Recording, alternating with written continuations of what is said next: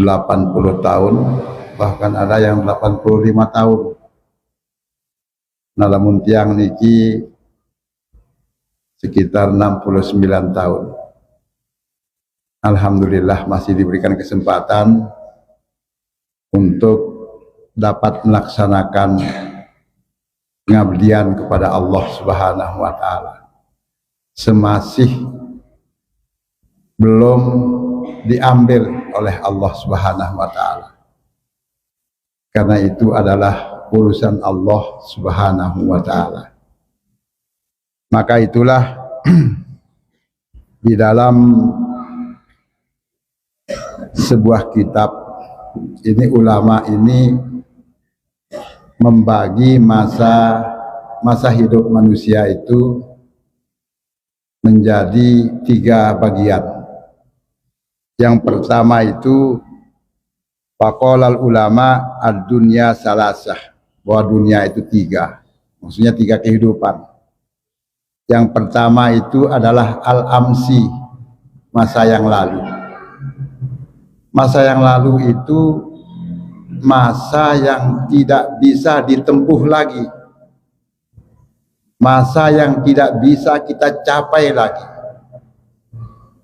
Bahkan napas yang keluar pada menit ini tidak akan dapat kita hirup lagi. Itulah dia masa lalu, al-amsi. Sedangkan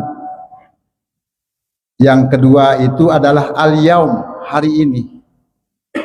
Hari ini kita tepat berada pada posisi tanggal 17 Agustus 2005. Dan alhamdulillah dari pagi sampai sekarang ini, kalau dengan tahun dari sejak tahun 2007, sejak tahun 17 Agustus 2004 sampai dengan hari ini, kita sudah membaca surat Al-Fatihah itu sebanyak 6.205 kali.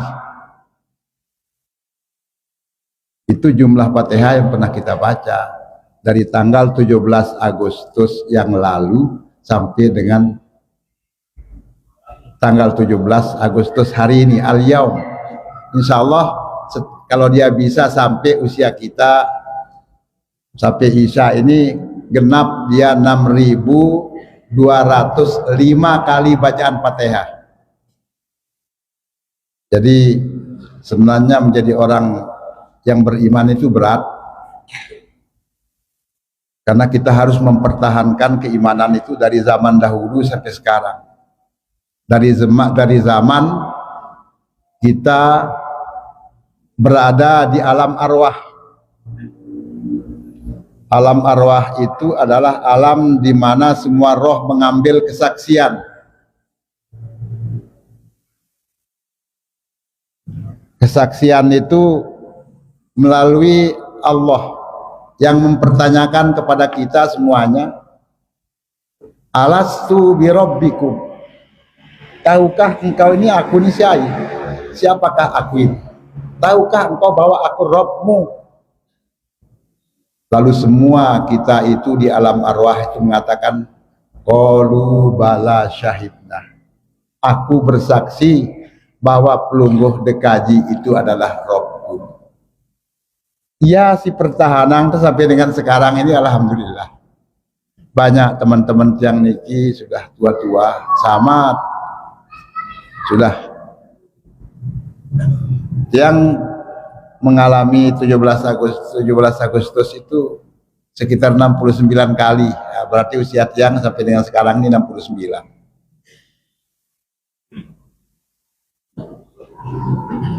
Nah, itu. Kemudian yang ketiga adalah wal ghad, hari esok. Semua kegiatan keagamaan, semua hal yang bersifat material maupun spiritual yang kita lakukan sejak akil balik sampai dengan saat ini, ndenara tujuannya yang lain selain daripada wal ghad, masa yang akan datang. Ini sering diuraikan oleh para ulama, para Tuan Guru, ya ayyuhallazina amanu taqullah wal tanzur nafsum ma qaddamat li ghad wattaqullah innallaha khabirum bima ta'malun. Ndak ada jalan ndenara langan si lain untuk bisa kita selamat sampai di alam barzah, sampai di yaumil kiamah, sampai di yaumil mizan, sampai di yaumil hisab, sampai di yaumil mahsyar, sampai di yaumil akhir itu, selain daripada bekal ibadah yang pernah kita lakukan. Kalau lamun si 6.205 kali sholat rakaat itu dalam satu tahun itu yang wajib. Tapi singone ledriki masya Allah, sebelum sholat maghrib 2 rakaat, setelah sholat maghrib 2 rakaat. Bacaan itu sama semua, bacaannya sama, yang wajib maksudnya. Tetapi para jamaah itu tidak mele baca si wajib doang di dalam sholat, bahkan yang sunat pun dibaca di dalam melaksanakan kewajiban sino. Allahu Akbar kabira walhamdulillahi katsira wa subhanallahi bukratan wa asila. Inna sholati wa nusuki wa mahyaya wa mamati lillahi rabbil alamin. Denara si lain-lain wahai Allah pelungguh dekaji doa. Ini membawa perjanjian juga, mempertegas perjanjian. Ya ampunale dalam 2 kalimat syahadat sino ada 3 rukunnya, ada 4 rukun syahadat sino. Yang pertama itu adalah di dalam rukun sahabat sino isbat zatullah. Kemudian yang kedua itu mengisbat sifatullah. Kemudian yang ketiga itu adalah mengisbat af'alullah. Kemudian yang terakhir itu adalah membenarkan bahwa junjungan alam Nabi besar Muhammad sallallahu alaihi wasallam itu benar-benar sebagai pembawa rahmat bagi seluruh alam, termasuk tiang pelungguh, sehingga bisa hadir di tempat yang sangat mulia ini. Alhamdulillah. Jadi mengisbatkan zat Allah di dalam sebagai rukun daripada 2 kalimat syahadat itu mengisbatkan zat Allah ino berarti menetapkan, meneguhkan, mengokohkan di dalam diri kita bahwa Allah itulah yang maha benar. Maha benar sino, maha menguasai sino adalah termasuk sifat daripada Allah Subhanahu wa taala.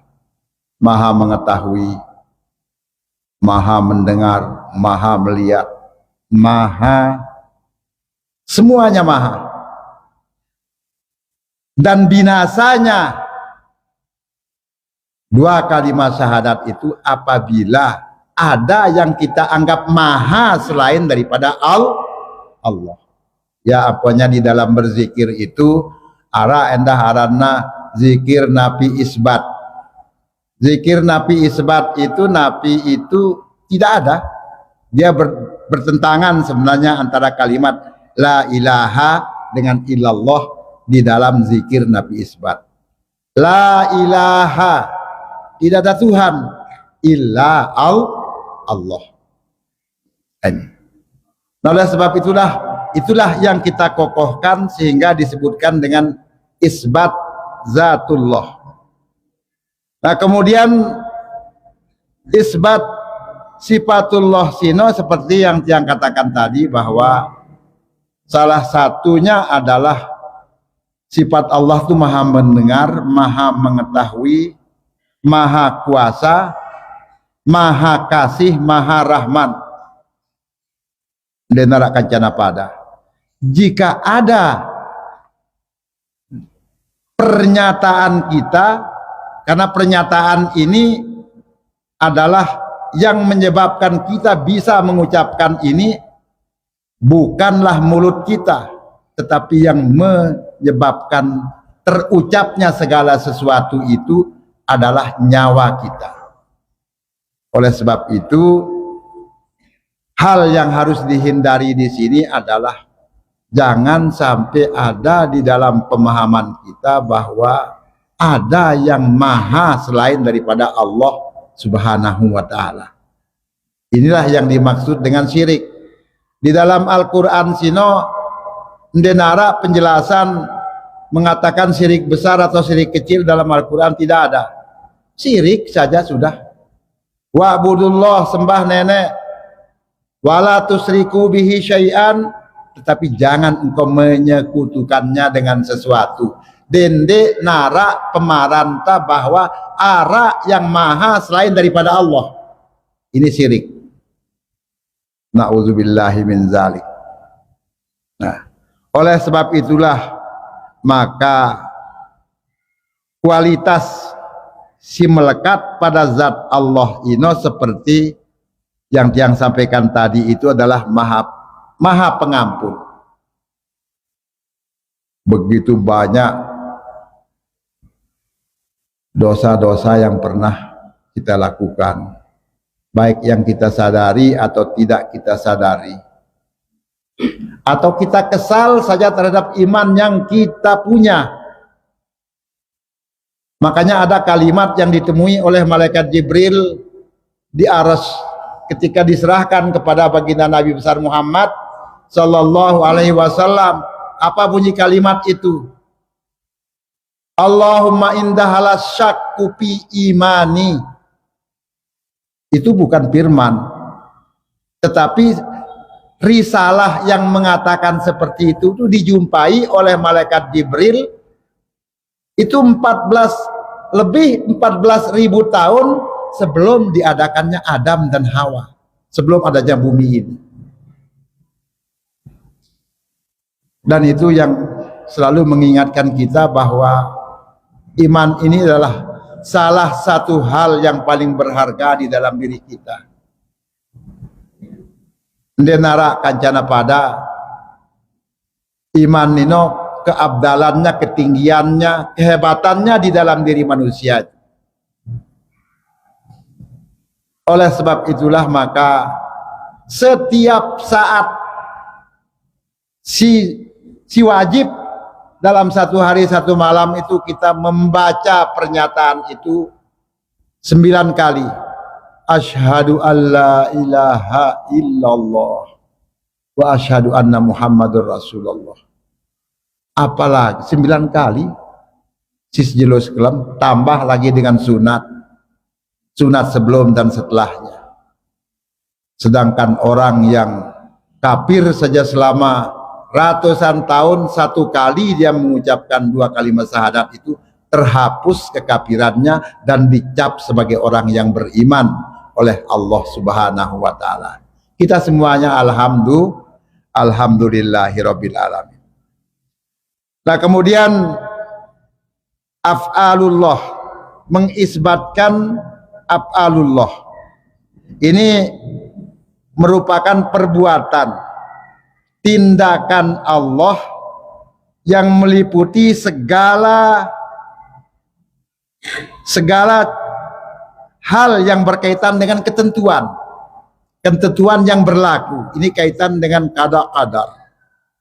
Laek kenjekan tabajang, lekan selong, lekan teleka, cekartang lapangan Mataram, bau teleka, suruni teleka, lamun dalam rangka 17 Agustus, arana gerak jalan cepat dakuaran, lekan selong, lekan teleka, cekartang lapangan Mataram. Masya Allah, bau sampai di sana. Makin dekah mohon maaf. Dende bena 3 kilo, alur nebus kilo dong wajekeh idap engkeng, idap jejengku, idap. Ini pertanda bahwa sebenarnya dalam kehidupan kita semakin banyak kita menjumpai kemerdekaan ini, sebenarnya kita semakin dekat kepada ketidakberdayaan kita atas takdir Allah Subhanahu wa ta'ala. Yang paling jauh itu adalah yang tidak bisa kita jangkau itu masa lalu. Yang terceritanya sebagai cerita saja. Tetapi disitulah kita harus muhasabah. Yang nawah ara misalnya ketinggalan ibadah pada masa lalu, ya silahkanlah. Kita yang paling tahu, bukan diketahui oleh orang. Mungkin ada sholat subuh kita yang tertinggal, ya kita kada pada saat kita sholat subuh. Kalau ada sholat maghrib kita yang tertinggal karena perjalanan kita ini banyak sekali ketika kita masih muda, itu ya kita setelah kita selesai melaksanakan sholat fardu kita kada maghrib itu. Ya ampunan denara, istilah kalau orang meninggal itu khusus untuk sholat itu tidak ada situnya ulang berasna parana. Tapi ya seperti orang yang meninggalkan puasa kan diganti. Pidyah itu tidak ada. Makanya kewajiban keluarga yang masih hidup itu mengingatkan. Setiap datang waktu ingat. Gimana dia tahu nguit, ingatkan dia. Walaupun dia hanya mengatakan la ilaha illallah. Atau dia mengatakan astaghfirullah, atau dia mengatakan Allahumma sholli ala sayyidina Muhammad. Inilah cara. Jadi orang ndak dia tekan komentelah siaran sembahyang ini terus menerus, tidak ada hentinya sampai orang itu wafat, itu tidak ada mentelah. Masya Allah, luar biasa bau si Tenggawi, luar biasa. Para hadirin sekalian, jadi faqolal ulama ad-dunya salasah. Yang pertama masa lalu, kemudian wal yaum hari ini, wal ghad masa yang akan datang. Jadi oleh sebab itulah maka hari siwah lalu yang sudah kita lewati tidak akan datang lagi. Bahkan napas yang kita keluarkan pada menit ini tidak akan kita temukan lagi. Oleh sebab itulah tanda kehidupan di dalam diri manusia itu napas, dan napas itulah yang menjadi tanda kehidupan yang selalu diiringi oleh kalimat-kalimat zikir di dalam kehidupan manusia. Mengatakan, saya belum sholat isya, zikir. Setelah dia melaksanakan sholat, zikir juga. Karena memang as-sholatu az-zikru. Kemudian as-sholatu ad-du'a, karena memang di situ juga ada doa. Tetapi yang paling tinggi nilainya di dalam pelaksanaan itu adalah menghaturkan puji syukur kehadirat Allah Subhanahu wa ta'ala. Bau kita hidup Jakarta sekenean sini, timak tajekeh-jekeh Allahu Akbar. Kita baca Fatihah sebagai bentuk syukur kita kepada Allah Subhanahu wa ta'ala. Alhamdulillahirabbil alamin. Enggak ada pengendeng ta. Ihdinas siratal mustaqim. Nenek kaji jauh gama kaji tiba ke tempatmu yang lurus itu, ke tempatmu yang indah itu. Ihdinas siratal mustaqim, bimbing kaji wahai Allah. Ihdinas siratal mustaqim, tiang di tiang bau leka atong kaji. Semuanya itu ada di dalam sholat. Oleh sebab itulah maka nilai sholat yang 6.205 kali selama 17 Agustus yang lalu sampai dengan sekarang ini, mudah-mudahan dapat terus kita lanjutkan sampai di penghujung hidup kita dengan husnul khotimah. Para hadirin sekalian, lebih jauh kaitan dengan dengan masa yang 3 itu. Dikatakan la nadri ila ainin, ndik tahu kadarta apa yang akan terjadi. La nadri ila ainin, sayakun, dan yang akan terjadi.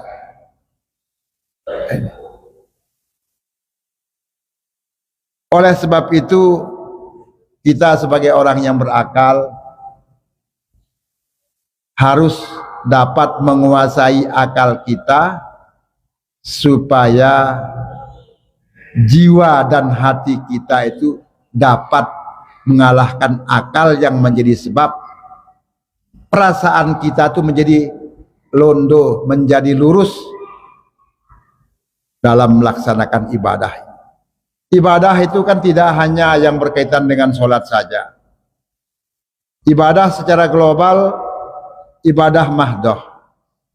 Ada namanya gairu mahdoh. Tetapi yang diselenggarakan oleh takmir Masjid Agung Al-Mujahidin ini adalah sesuatu yang sebenarnya wajib itu sejak masih nusu, sejak kita masih dalam buayan, itu sudah wajib. Beda wajib kalau sholat, harus akil balik, punya akal. Kalau puasa, berakal, balik. Kalau haji, wajib juga, tapi harus mampu berjalan. Berjalan dalam tanda kutip. Termasuk bagi orang yang wajib zakat sampai nisab. Nah ini. Tetapi kalau ilmu ini sejak manusia itu dari buayan ibunya sampai masuk di dalam liang lahat menuntut ilmu, dan tidak semua.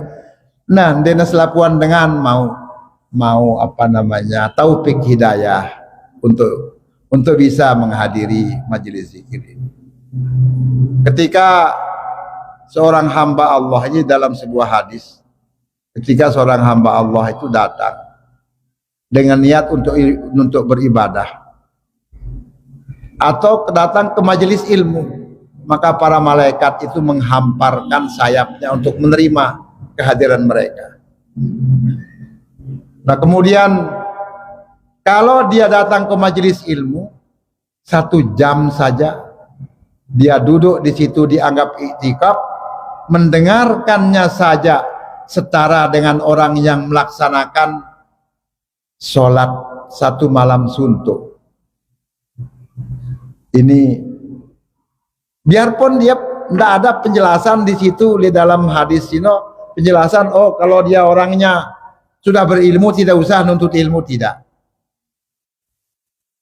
Hanya nuntut ilmu saja, wajib hukumnya.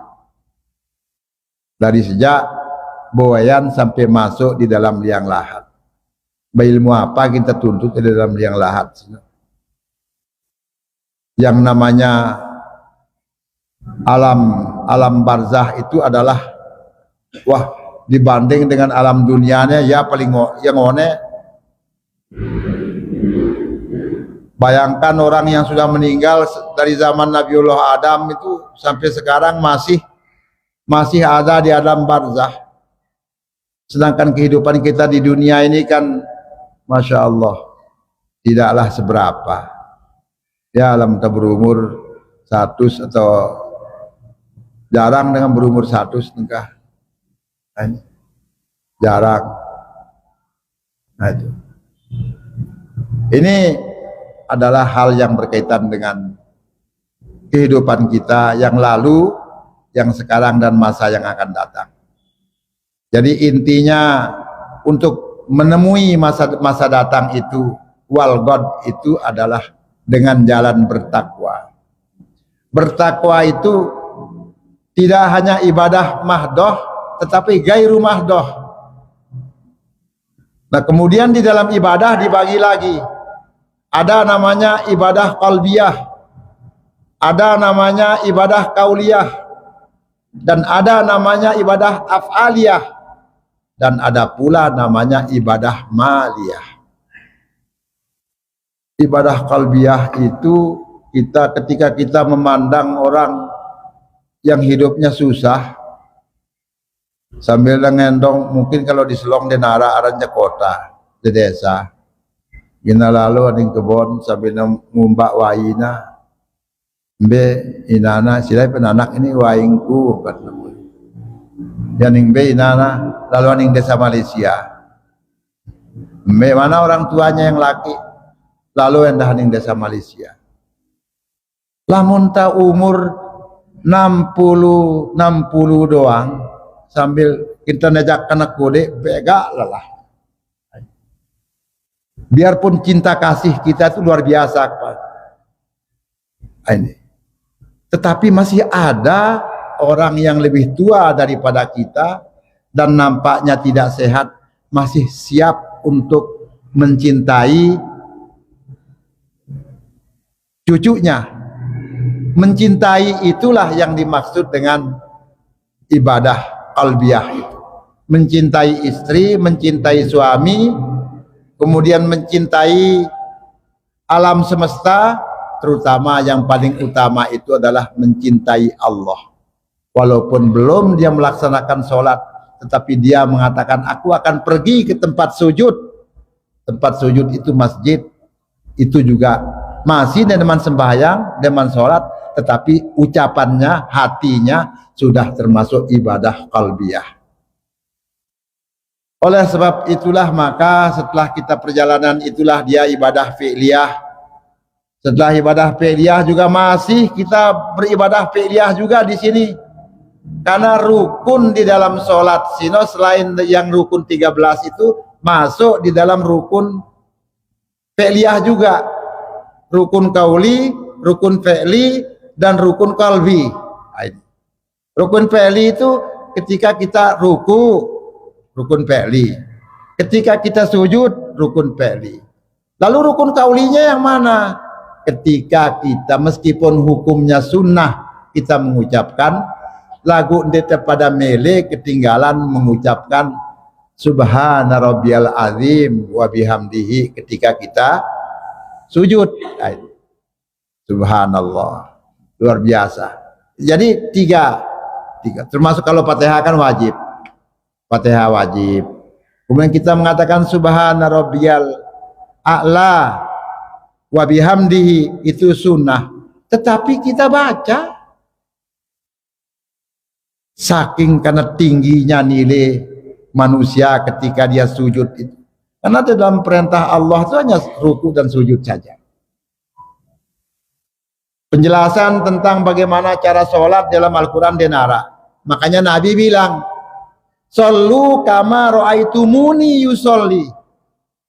Silahkan engkau sholat sebagaimana aku sholat. Yang pernah pantau, terus Nabi isi para sahabat, ditonton dia. Para sahabat menurunkan kepada para tabi'in.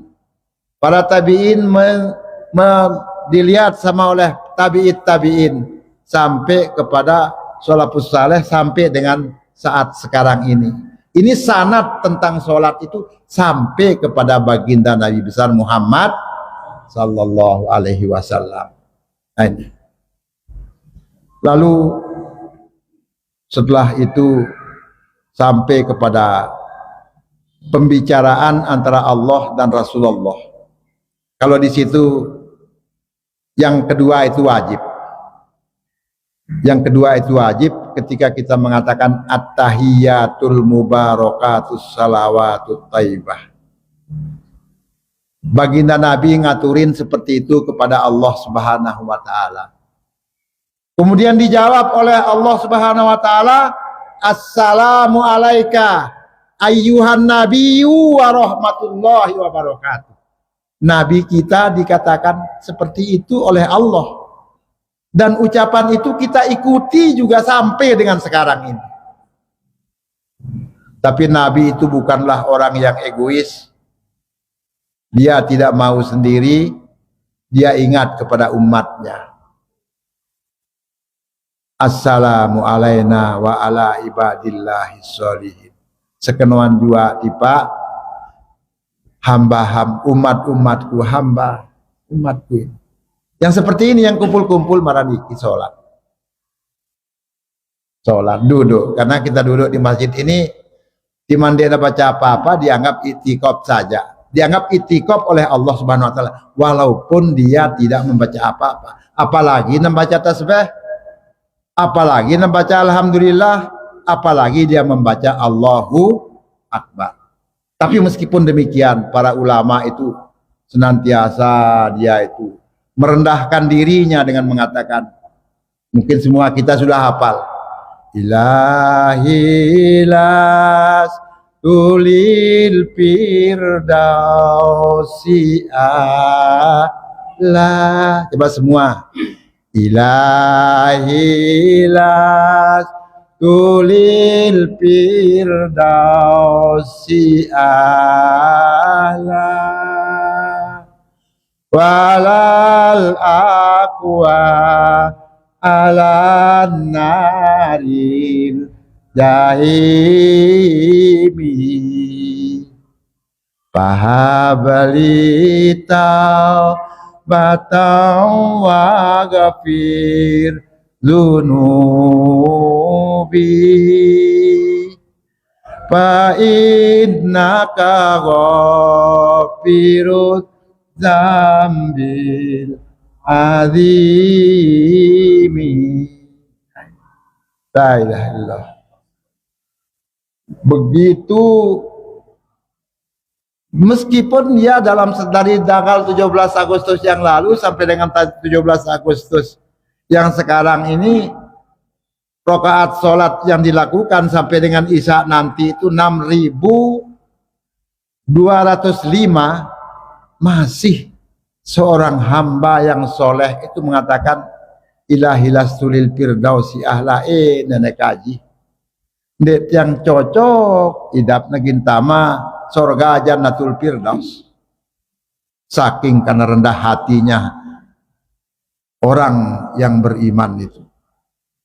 Alan naril jahi walal aqwa alan naril jahimi, lagu luar biasa takut tiang tama neraka jahim, neraka jahanam. Solusinya apa? Pahabli taubatau waghfir zunubi, nenek kaji pelungguh yang maha kuasa. Makanya isbat zatullah itu tetap harus ada di dalam diri kita, dalam kehidupan kita itu. Hanya Allah yang mempunyai hak untuk menerima taubat seorang hambanya yang penuh dengan dosa. Wallahu alam, dosa itu kan masing-masing kita yang tahu. Tidak ada yang lain. Dan alhamdulillah setelah setiap selesai kita sholat, kita mengatakan astagfirullahaladzim. Padahal berut tenjerak gaya bagus, ulah tembaca disunahkan lagi untuk beristighfar. Astaghfirullahaladzim allazi la ilaha illa huwal hayyul qayyum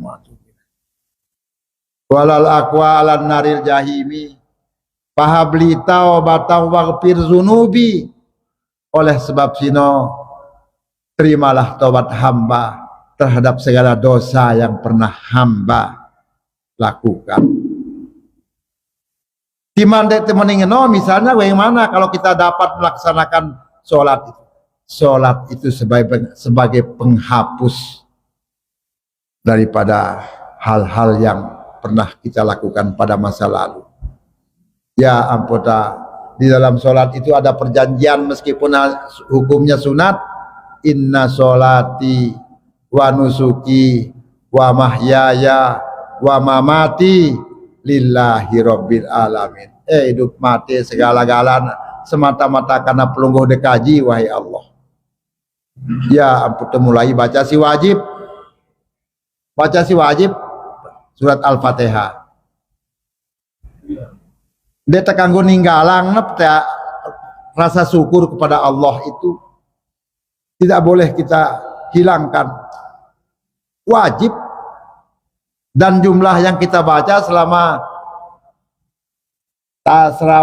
dari tanggal 17 Agustus itu sampai dengan sekarang itu sama dengan rokaatnya 6.205 kali. Masya Allah. Sekenuan juga selawat. Para hadirin sekalian, di dalam hal ini baginda Nabi Muhammad SAW bersabda, wa alal akli ma lam yakun, bagi orang yang berakal itu selama masih ada akal, magluban ala aklihi, pada dirinya akal masih ada dan dia tidak gila misalnya seperti itu, maka pada masing-masing itu ayyakuna lahu arba'una sya'atan, maka pada diri kita ini memiliki 4 waktu dalam hidup itu. Yang pertama itu pasaatun yunadi rabbah, harus ada waktu untuk munajat, doa kepada Allah Subhanahu wa taala. Sudah kita berdoa, sholat. Setelah itu kita munajat lagi, duduk munajat. Sama dengan istiqab. Kemudian yang kedua itu wasahatun wasahatun. Yusayuhasabu ila nafsihi. Harus narak waktu untuk kita bermuhasabah.